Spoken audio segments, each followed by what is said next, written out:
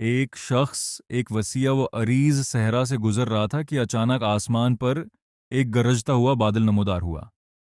ابھی وہ اس بادل کو دیکھ ہی رہا تھا کہ اچانک اس کے اندر سے ایک غیبی آواز آئی جس نے کہا کہ فلاں شخص کے باغ کو جا کر پانی دو۔ وہ مسافر یہ سن کر دنگ رہ گیا کہ آسمان پر بادل کو کسی خاص انسان کے باغ کا نام لے کر حکم دیا جا رہا ہے۔ وہ تجسس میں اسی بادل کے پیچھے پیچھے چل پڑا۔ وہ بادل ایک پتھریلی زمین پر پہنچا اور وہاں زبردست بارش ہوئی۔ بارش کا سارا پانی ایک ندی کی شکل میں بہتا ہوا ایک ایسے باغ میں داخل ہوا جہاں ایک عام سا کسان بیلچہ ہاتھ میں لیے پانی کا رخ موڑ رہا تھا۔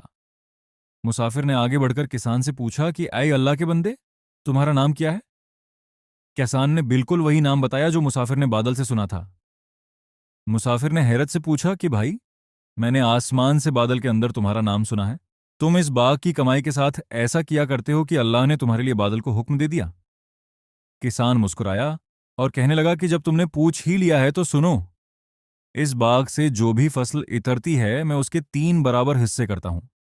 پہلا حصہ میں اور میرا خاندان کھاتے ہیں، دوسرا حصہ میں واپس اسی باغ میں بیج اور محنت کے لیے لگا دیتا ہوں، اور تیسرا حصہ میں اللہ کی راہ میں غریبوں، مسکینوں اور مسافروں میں بانٹ دیتا ہوں۔ مسافر سمجھ گیا کہ دنیا کی نظر میں گمنام یہ کوسان اپنی اسی ایمانداری اور سخاوت کی وجہ سے آسمانوں پر کتنا مشہور ہے۔ یہ پیارا واقعہ ہمیں سکھاتا ہے کہ جو انسان اللہ کے دیے ہوئے مال میں سے غریبوں کا حصہ نکالتا ہے، اللہ تعالی غیب سے اس کے رزق اور کاروبار کی حفاظت فرماتا ہے۔ اگر آپ کو یہ ایمان افروز کہانی پسند آئی تو ویڈیو کو لائک اور انفارمیشن ورلڈ کو سبسکرائب ضرور کریں۔ اللہ حافظ۔